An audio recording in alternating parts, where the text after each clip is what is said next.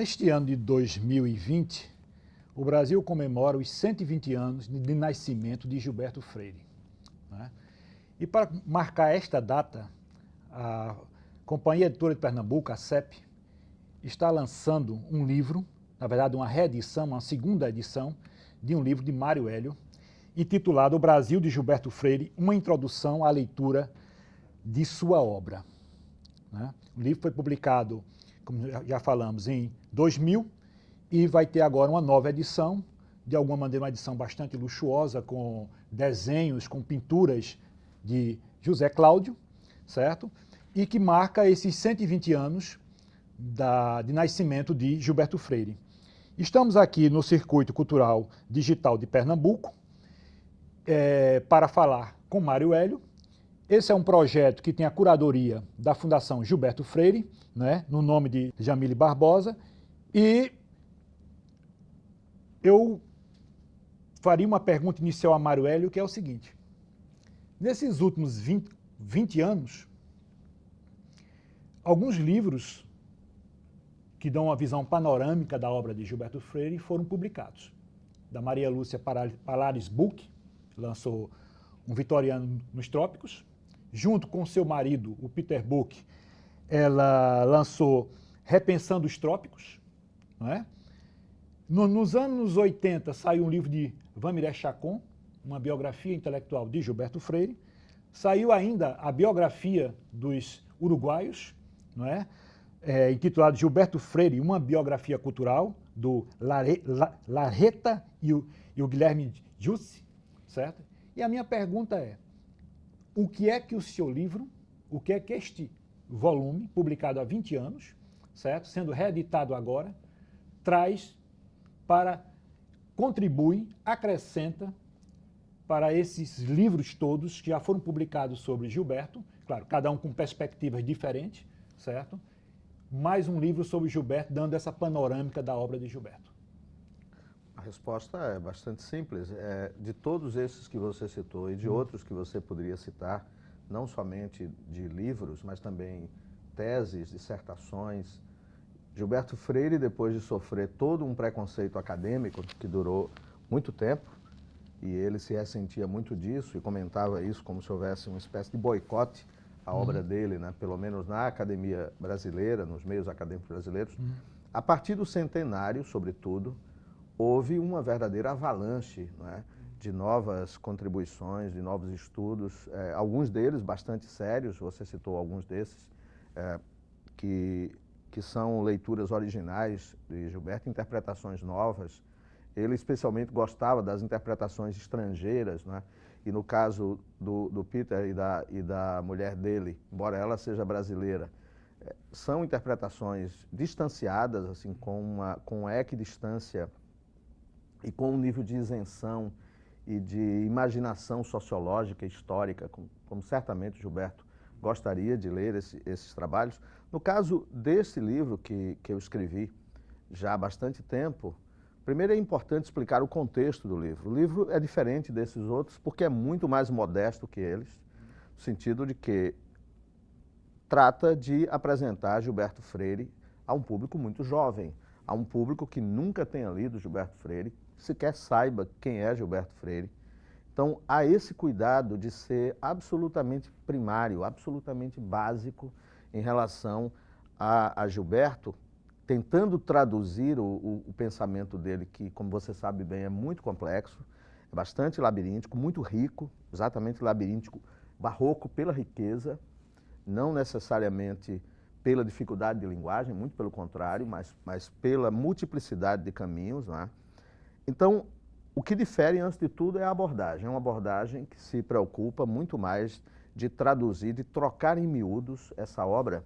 E, principalmente, isso eu digo na introdução do livro, a vontade deste livro, a vontade do autor do livro, o livro é bem sucedido se cumprir um objetivo, é que o leitor cuide de largá-lo o mais rapidamente possível para ler a obra de Gilberto Freire.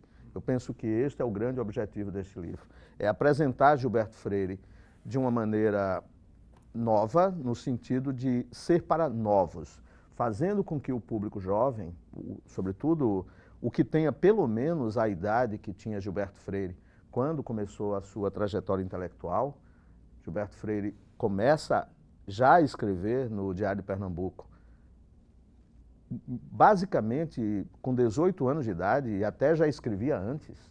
O discurso dele no Americano Batista, né, já é um discurso estruturado, já é um texto com características ensaísticas, né, que vai marcar muito o principal do trabalho intelectual dele. Então, não há nenhuma semelhança neste livro em relação ao que o leitor encontrará neste livro que você citou, que é o que a CEP agora está fazendo uma nova edição, está lançando agora no circuito a versão digital do livro, o e-book, e depois vai também fazer um lançamento em papel do livro, porque o propósito do livro é muito simples. O propósito do livro é fazer com que as novas gerações... Primeiro passamos já toda uma geração, veja que esse livro foi escrito, originalmente nada mais era do que uma reportagem de jornal que saiu publicada no Jornal da Tarde de São Paulo. Foi uma encomenda do Jornal da Tarde. O Jornal da Tarde nem existe mais. No entanto, na época, houve a sugestão de por que não alongar, é um verbo, aliás, que Gilberto Freire gostava muito, por que não alongar em livro, não é? Essa longa reportagem que saiu num caderno especial, entre os tantos que saíram, para marcar o centenário de Gilberto. Então, por que é válido, e essa é uma pergunta que poderia ser feita à CEP, né, a editora, muito mais do que o autor, por que é válido publicar de novo um livro passado uma geração inteira, 20 anos depois? Certamente porque Gilberto Freire é um dos autores clássicos do Brasil e que sofre, de certa maneira, aquela bênção e maldição dos clássicos, que é aquele tipo de autor que é incrivelmente citado, mas pouquíssimo lido, verdadeiramente lido. Portanto, o mérito desse livro, se houver algum, é de ser um convite à viagem, ou seja, um convite à viagem desse país imenso que é Gilberto Freire, um convite à leitura de sua obra. Mário, eu acho que eu me lembro de quando você publicou esse texto no Jornal da Tarde. Foi no sábado, se eu não estou enganado. No sábado, exatamente. E aí você foi instigado a ampliar, não é? Foi tentado, você engoliu a isca, ampliou e publicou o livro. E a minha pergunta é o seguinte, você não foi tentado mais uma vez em ampliar a edição de 2000? É bem interessante a pergunta. Estou fazendo a pergunta porque, obviamente, como surgiu, né, como nós vamos ter vários livros que vão ser publicados sobre Gilberto nesses 20 anos, não é? Você não se sentiu tentado a incorporar, a dialogar com essa produção mais recente? Essa é uma pergunta muito boa e há uma resposta também muito fácil. A CEP, quando contratou a edição da segunda edição, quer dizer, essa segunda edição do Brasil de Gilberto Freire, contratou também um livro inédito, a mim, um livro novo sobre Gilberto Freire.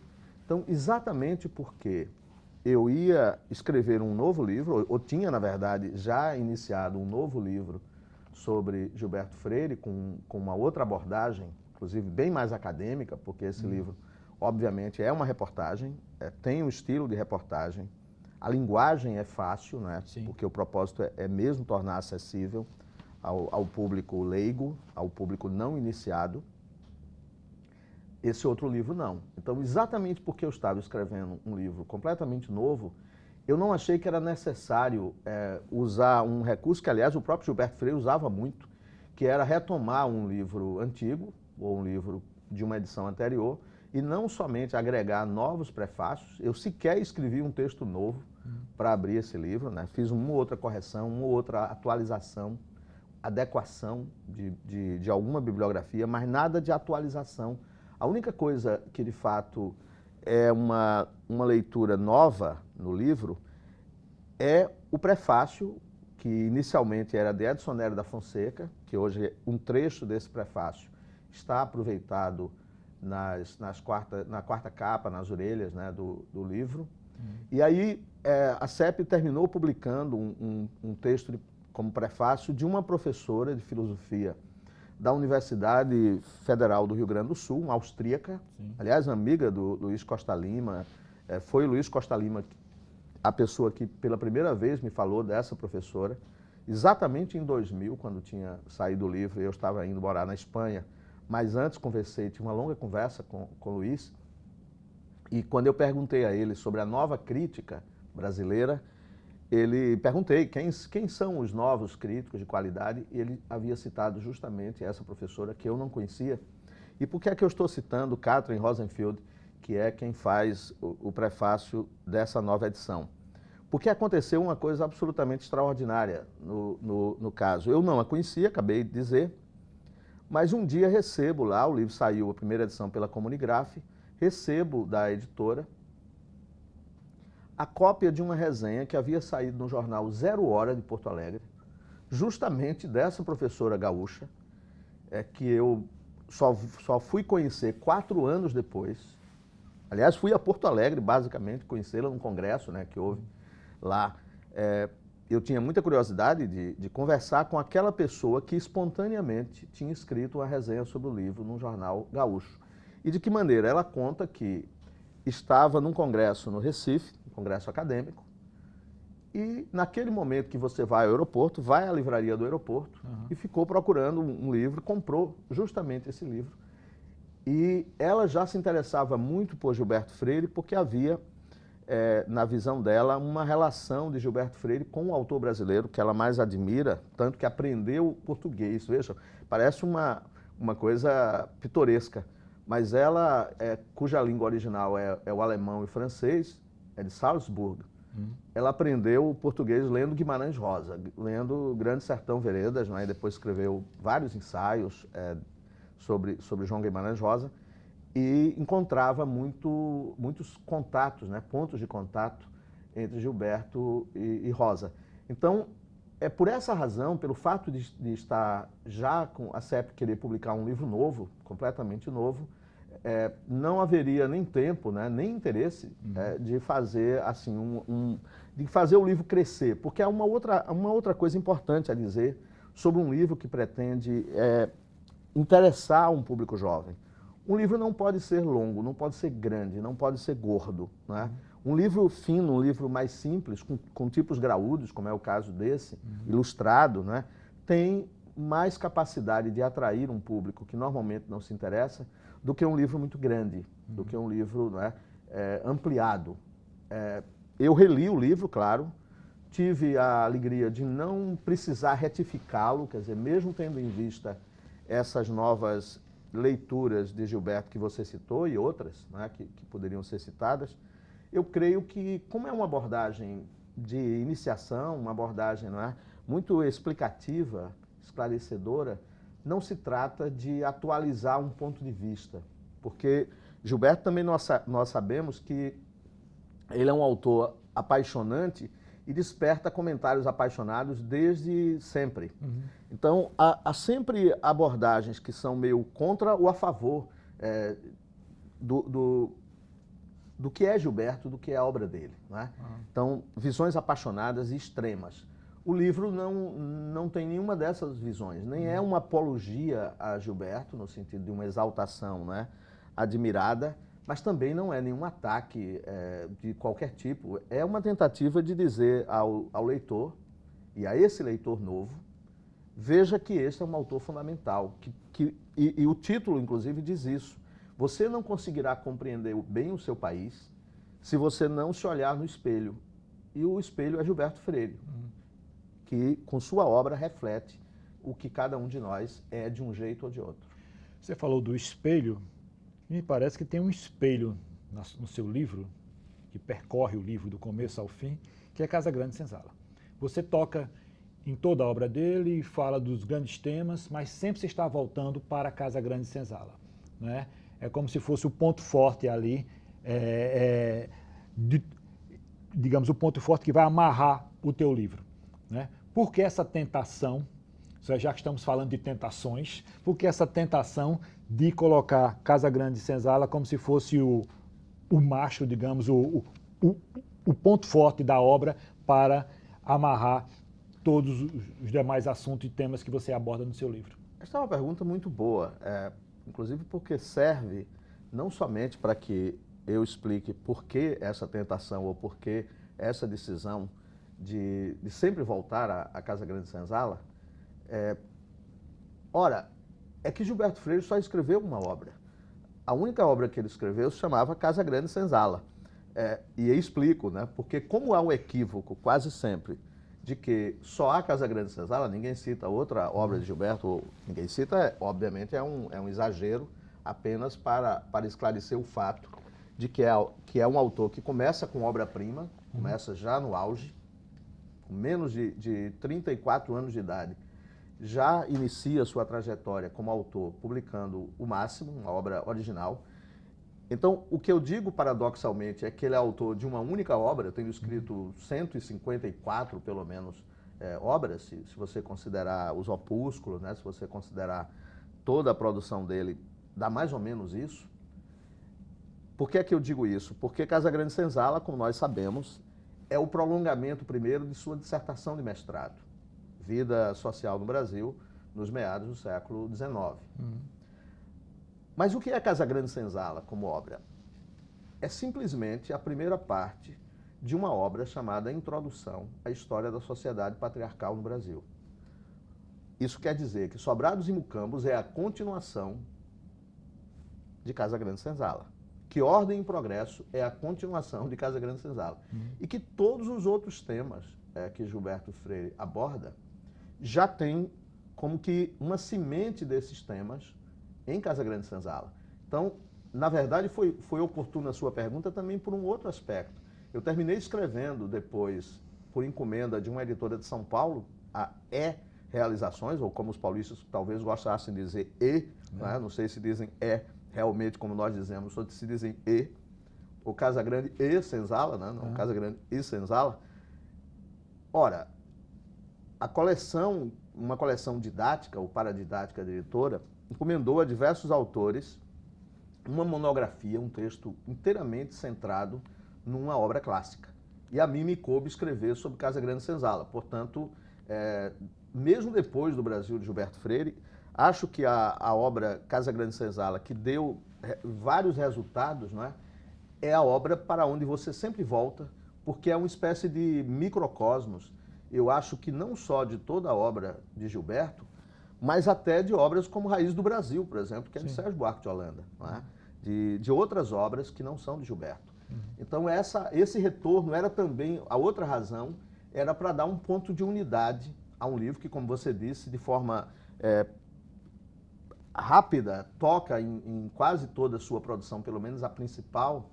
Não é a melhor obra dele, curiosamente, Casa Grande Senzala não é, antes que você me pergunte, inclusive, né?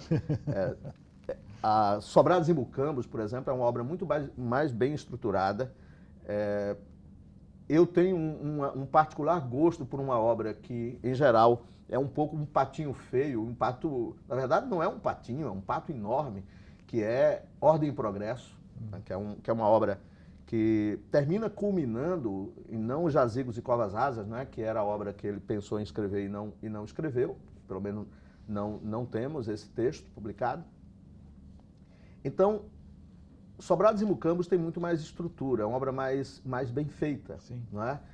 Aventura e Rotina é um texto até mais poético. No entanto, o charme todo está em Casa Grande Senzala, porque é uma obra talvez a mais sincera, né? A mais integral de Gilberto. Curiosamente, mesmo não gosto tanto do adjetivo, mas é a mais, eu não diria nem tanto mais visceral, talvez seja mais sexual, no sentido físico mesmo, carnal, né? A obra mais sensual, uma obra que poucos sabem que foi escrita no momento de grande dificuldade pessoal do autor, né? Com dificuldades econômicas, por isso escreveu. E do país também. E do país também, em pleno momento do desdobramento da Revolução de 30. Né? Então essas foram as razões de sempre voltar, como você, como bom leitor, observou muito bem. Isso mesmo, de forma intencional. Certo. Veja bem, Gilberto, você falou algo importante, Gilberto não é uma ilha, é um continente, né? Existem vários temas que você pode puxar da obra de Gilberto Freire, certo? Mas tem dois temas que são sempre recorrentes quando se pensa em Gilberto Freire. Um é a ideia de democracia racial. Está sempre presente e agora parece cada vez mais. A outra é a ideia do lusotropicalismo, não é? Eu dava uma palestra o ano passado sobre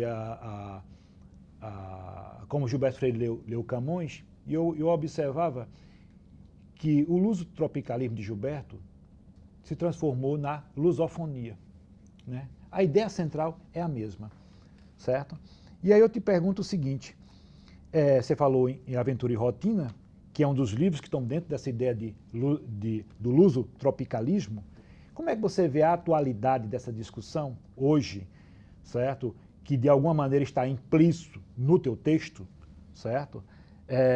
A atualidade desses dois temas que dominaram profundamente a obra de Gilberto Freire, e eu acho que durante os anos 50 foi praticamente o tema que mais dominou ele, foi a questão do lusotropicalismo, né? Escreveu uma série de livros sobre esse tema, não é? E terminou sendo um tema um pouco espinhoso na sua biografia, porque há uma relação que esse foi um tema que foi tomado pela ditadura de Salazar, né? Isso terminou contaminando, né, a obra de Gilberto. Como é que você vê a atualidade desses dois temas? Porque quem vai ler o teu livro, né, quer dizer, tem esse lado do Gilberto Freire, como você bem falou, é um autor falado, mas pouco lido, não é? E a pessoa vai se deparar com o teu livro e praticamente as duas referências que ele tem, duas grandes referências da obra de Gilberto é a questão da democracia racial, não é? E se ele for um pouco mais cultivado, a questão da lusotropicologia. Como é que você vê esses dois temas hoje, que são temas prementes da obra de Gilberto Freire? Bom, pergunta muito rica, não é? E, portanto, difícil de ser resumida em poucas frases, mas vamos tentar. Primeira questão da democracia racial, que é a questão mais sensível e como nós sabemos, a expressão em si, democracia racial, praticamente Gilberto Freire não usou, exceto um momento ou outro, né? Ele preferia democracia étnica, né? Usou a valer a expressão. Democracia social, que ele usa também. Democracia social também, mas como paralelo à democracia racial, né? A democracia étnica, e que é um tema sempre problemático, porque, e de uma certa maneira, deslocando o tempo, o contexto, porque para explicar melhor ou para tentar entender melhor essa pergunta, que é uma pergunta muito rica, é importante situar a obra de Gilberto Freire no seu tempo. É muito injusto ler um autor tentando anacronicamente situá-lo em problemáticas futuras, em problemáticas que ele não enfrentou, né? Nem a geração dele enfrentou. Então, é preciso entender que, antes de Gilberto Freire, como é que o Brasil se via, como é que o brasileiro se via, como é que a elite brasileira se via. A elite brasileira pensava que ou era branca ou teria que ser branca, no sentido de que a mestiçagem era uma coisa negativa. A ideia, não é, que se tinha do mestiço era uma ideia realmente ruim. E já no começo da sua obra, Gilberto Freire inverte isso e passa a mostrar, e às vezes de uma forma até extrema, de que o mestiço é o bom. Que o problema não era a raça, e sim a cultura. Que todas as dificuldades inerentes ao negro eram um problema do sistema da escravidão. Então, e que o Brasil, e que a forma, e por isso que é rica, entre outras coisas, a tua pergunta, porque as duas perguntas estão interligadas, o que é a democracia racial, nesse caso? É o resultado do trabalho português, do mundo que o português criou e do lusotropicalismo. Ou seja, a ideia de que o português, diferentemente de outros colonizadores, se mesclava, se misturava, fundia a sua cultura com outras, deu no que Gilberto Freire chamava da civilização mesmo brasileira, uma civilização mestiça. Ele não nega que haja conflitos raciais. Ele não nega que haja racismo no Brasil. Inclusive, diversos artigos ele escreveu.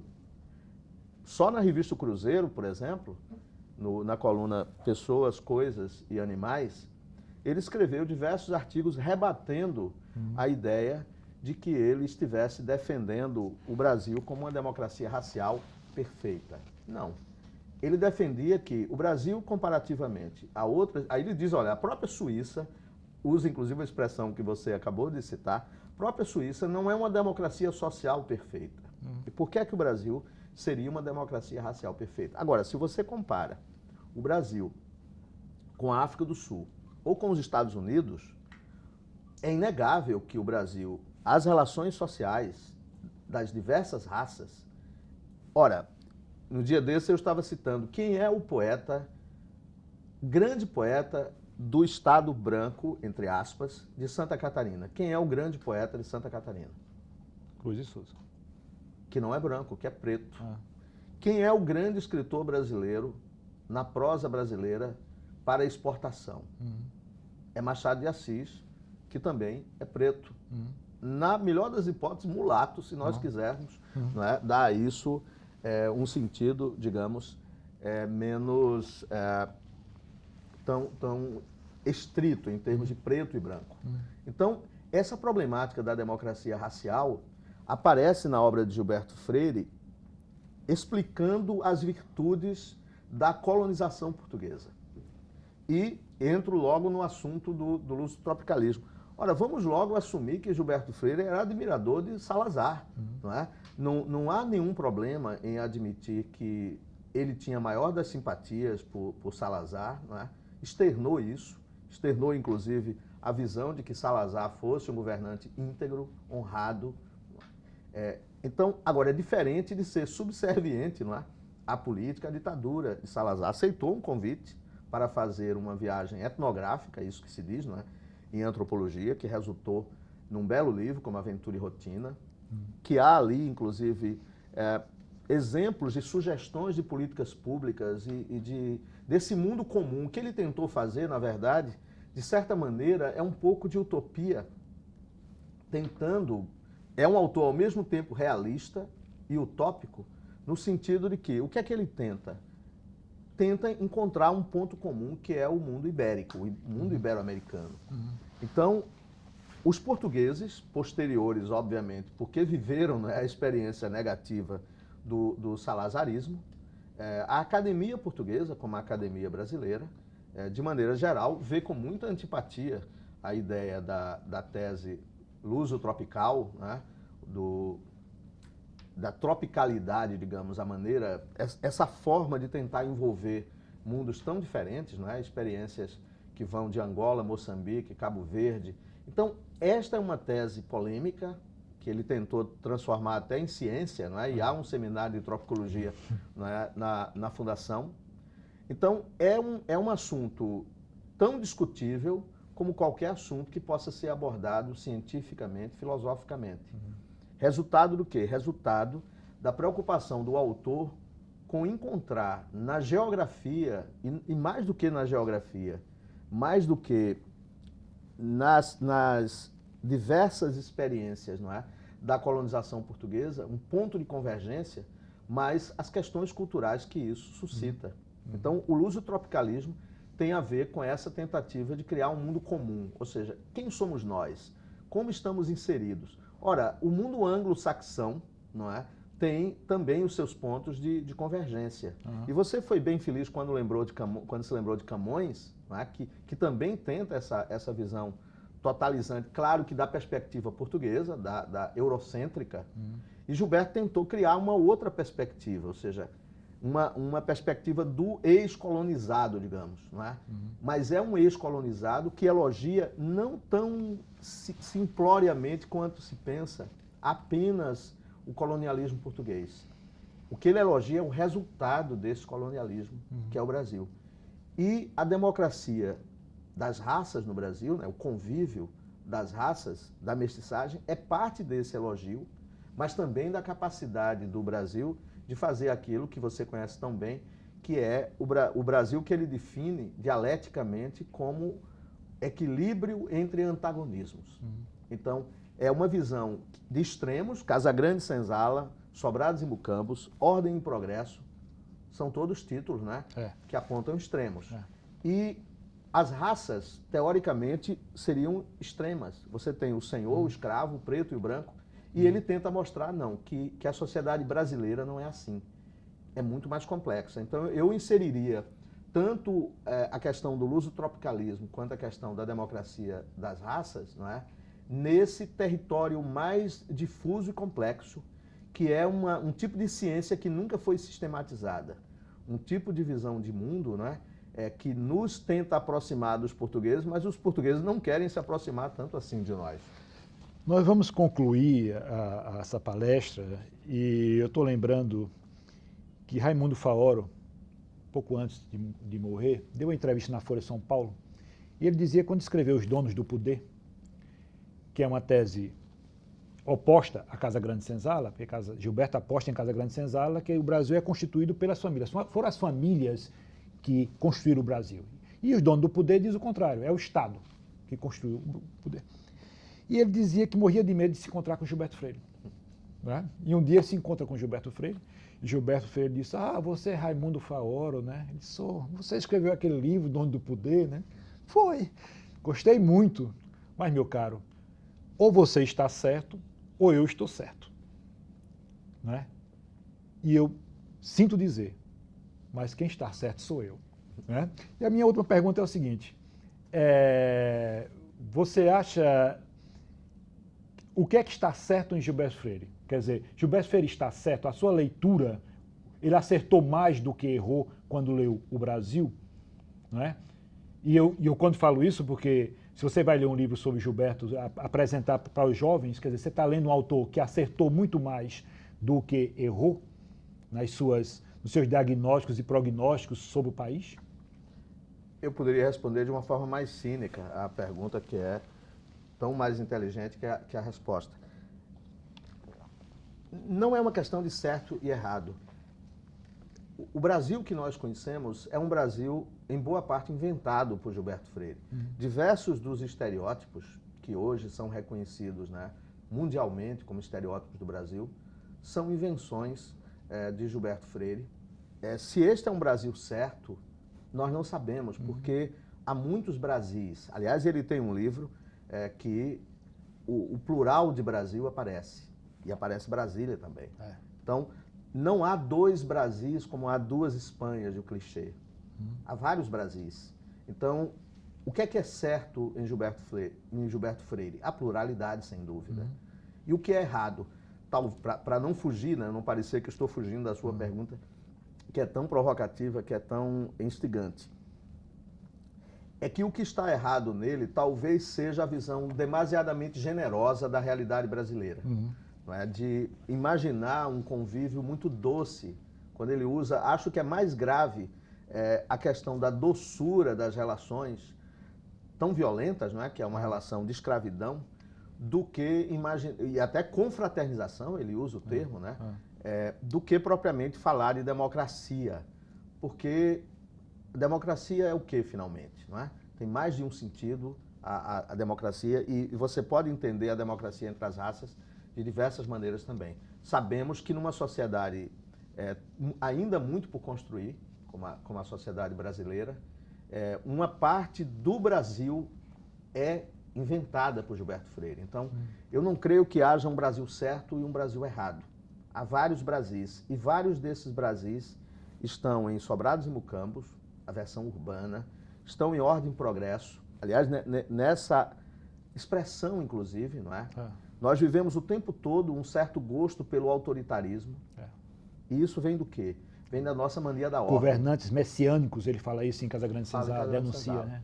Então, eu penso que ele acertou muito mais que errou, sobretudo se nós usarmos essa expressão certo e errado fora do maniqueísmo. Eu acho que Gilberto Freire é um autor de matizes, de intervalos, de morenidade. Assim, que são coisas meio que indefinidas, não é? E o Brasil é mesmo essa indefinição. E até numa frase que até hoje eu desconfio que é meio apócrifa, né? Quando ele reconstrói a visita do autor de Admirável Mundo Novo, não é? A Pipulcos. A Dois Halles. Exatamente. Quando a definição do Brasil, dada pelo escritor de ficção científica, o Brasil é um dos países mais improváveis. Então, eu penso que Gilberto Freire, né, tenta traduzir esse país improvável, sobretudo com uma coisa que é aparentemente contraditória, com muito realismo, é uma obra realista, é uma obra tentando ser realista. Materialista, fortemente materialista. Fortemente, né? Ocupada até da biologia, da economia, de coisas muito concretas, mas ao mesmo tempo é uma obra de um autor com uma enorme imaginação, com muitas intuições. E na intuição e na imaginação não há certo e não há errado, há certas projeções. Ele chega a dizer, com aquela modéstia que nós sabemos que era muito característica dele, né, que escreveu uma autobiografia do Brasil, quer dizer, que autobiografou os brasileiros. De certa maneira isso é verdade, mas qual Brasil e até que momento? É uma obra que, esse é um livro sobre a história, né, do Brasil, e uma história é um tempo. Por mais que ele tenha pensado num tempo tríbio, né, tenha pensado em 3 tempos confraternizando como um só, nós sabemos que as experiências históricas elas são datadas e elas se transformam, as culturas não são estáticas. Então é provável que o Brasil de hoje não seja o Brasil de Gilberto Freire como era em 1930. Mas há várias pautas dele, e você perguntava no que ele acerta, várias pautas dele que até hoje são de vanguarda. Estão na ordem do dia. Na ordem do dia. Ele tem uma visão generosa do mundo. Né? Nós podemos amesquinhá-lo, tentar amesquinhá-lo como autor, mas não é possível isso. Por quê? Porque essa riqueza de uma pauta que, como você disse, uma pauta que está na ordem do dia hoje. Ora, como é possível que um autor que nasce no fim do século XIX tenha uma visão ainda válida e nós estejamos falando dele? Não é? Borges dizia que um autor só tem interesse depois de 80 anos de morto. Não é? E nós estamos falando de um autor cuja obra continua viva, só precisa ser mais lida. E a tentativa do meu livro é justamente estimular essa leitura. Ok. Parabéns, Mário Hélio, pela reedição. De fato, O Brasil de Gilberto Freire é um livro agradabilíssimo. Você lê de uma tacada só. Obrigado. E se aprende muito. Eu acho que é uma boa introdução, de fato, para quem vai ler, principalmente os jovens, certo? Que vão se familiarizar pela primeira vez, vão conhecer a obra de Gilberto Freire. Obrigado. Obrigado a você. E a CEP. E toda a promoção, né? Todo o conjunto aqui tão profissional, tão cuidadoso. Você acabou de assistir mais uma atração do Circuito Cultural Digital de Pernambuco, uma realização da CEP Editora e da Fundação Gilberto Freire.